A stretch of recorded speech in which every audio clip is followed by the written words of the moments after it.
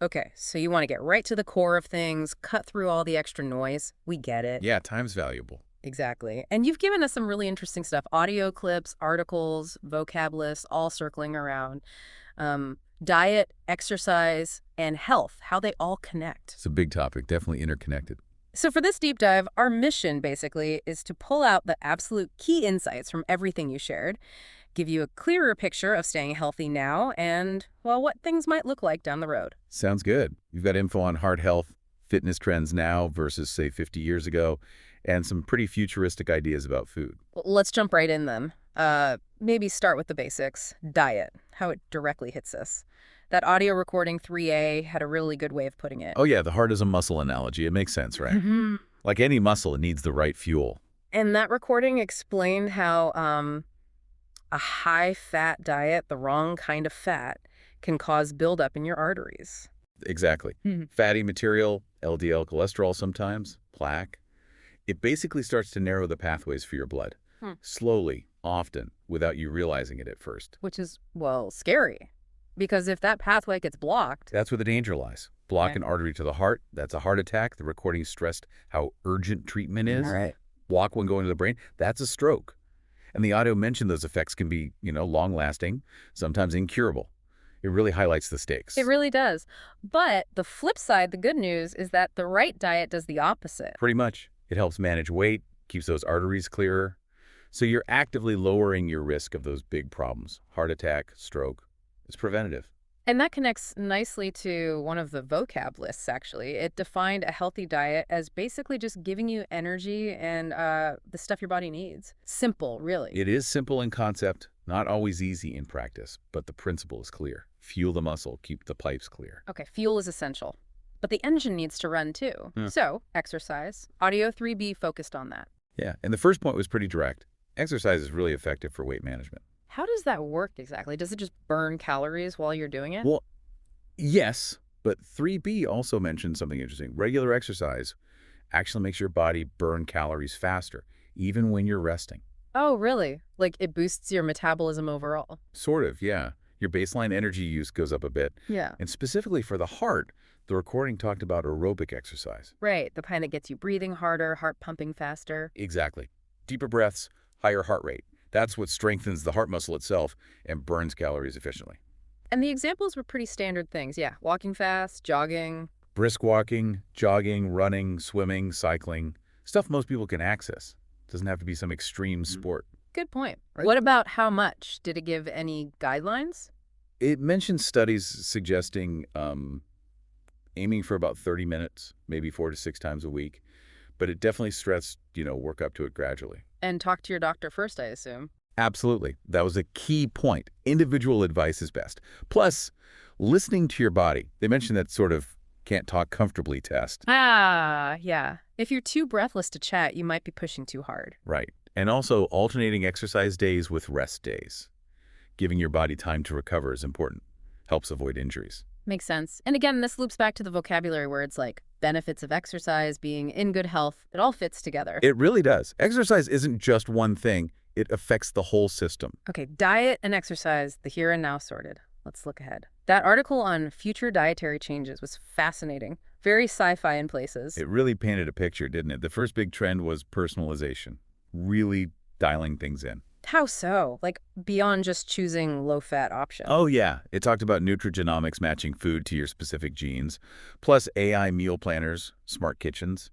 The idea is diets tailored precisely to you, your biology, your health data. Wow. Okay. That's a leap. What else? Sustainability came up a lot. Definitely. A big focus on alternative proteins. Plant-based stuff becoming even more dominant, which we kind of see already. Sure. But also cultured meat grown in a lab, insect-based foods, even algae and seaweed. Insects? Really? Apparently, Yeah. the driving force seems to be the environmental impact of, traditional farming. These alternatives could be much greener. Interesting. And it wasn't just what we eat, but how it's made. Right. Vertical farming, precision agriculture, using tech to grow food more efficiently, maybe closer to home, and even 3D printed food. 3D printed food. What, like printing a pizza? Maybe, eventually. But the idea seems more about creating customized nutritional profiles, printing specific nutrient blends, perhaps. Okay, my mind's slightly blown. What else is on the horizon? A big focus on gut health. You hear about that more now anyway. Yeah, probiotics and stuff. Exactly. Prebiotics, probiotics, fermented foods. The article mentioned potentially even personalized probiotics based on your specific gut microbes. We're learning how vital that internal ecosystem is. It seems like it. And food safety. Tech helping there too. Things like blockchain to track where food comes from, making it more transparent. Better testing methods. And just food culture changing. Yeah. Things like mindful eating, maybe smaller portions, more focus on local, seasonal food. And this concept of food as medicine, really recognizing that direct link between eating and health. It all sounds quite positive, but the article did mention challenges, right? Oh, absolutely. Making sure everyone can actually access these things, not just the wealthy. Getting the regulations right. And just, will people actually want to eat lab-grown meat or insects? Consumer acceptance is a big question mark. Yeah, good point. It's a long road from concept to dinner plate. Definitely not happening overnight. Okay, so that's the future. Let's rewind a bit. That other article asks a really interesting question. Are we more or less fit than, say, 50 years ago? Yes.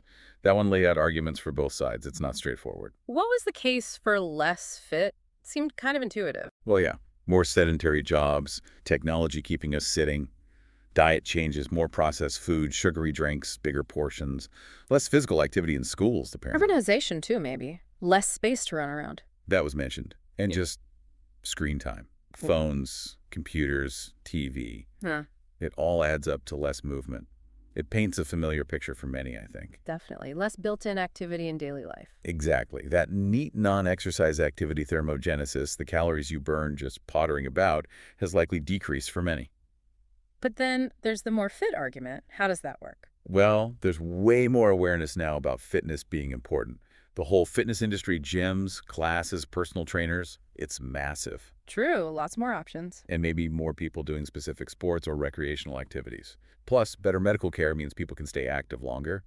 And think about specialized gear, fitness trackers. So better tools and knowledge, but maybe less day-to-day movement. Yeah, it seems to be the tension. More resources, but an environment that often encourages sitting still. So what was the article's conclusion, if it had one? It linked towards overall fitness, likely having declined in industrialized nations, sadly. The negative impact of being sedentary and poorer diets seems to outweigh the positives of the fitness boom for the population as a whole. But, and this is important, is stress the nuances. Fitness isn't uniform across the population, and how we even define fitness has changed.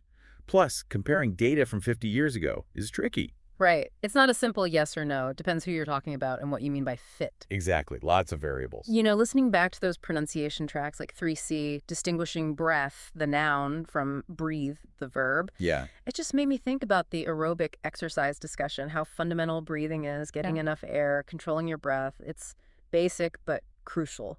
That's a great connection. Even the mechanics of language tie into these health concepts. Clear communication relies on that precision. And those sentence completion exercises in the PDF, things like a healthy diet in childhood or exercise reduces the risk of heart problems, they make it very real, don't they? You do. They ground these big ideas in everyday situations and choices. Makes it relatable. Yeah. And that little table about eating habits, how often you eat cake versus fruit. It's almost like a mini self-check for the listener, for you. A good prop for reflection, definitely. That's right.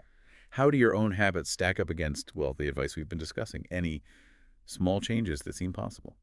So, wrapping this all up, it seems incredibly clear that what you eat and how you move are just, well, fundamental to your heart and your overall health. They're deeply linked. Absolutely. Yeah. And the future looks like it's heading towards much more personalization in food, alongside a serious focus on sustainability. While at the same time, even though we know more about fitness, our collective activity levels might actually have dipped compared to the past. It's a bit of a paradox. It highlights that tension between individual choices and the broader environment we live in. The societal shifts, the tech, it all plays a role. So here's a final thought for you to chew on. All that future food stuff. Lab meat, insect burgers, AI diets. Which of those, if any, do you think will actually touch your life in a big way? And maybe more immediately. Yeah. Is there one tiny thing, one small adjustment, maybe from everything we've talked about today, diet, exercise, that you could actually try out starting, tomorrow? That's the key, isn't it? Taking the information and making it actionable. Finding something sustainable for you. Keep digging into this stuff. Keep thinking about it. Hope this deep dive gave you some useful insights to make it relevant and, yeah, actionable for you. Here's to your health.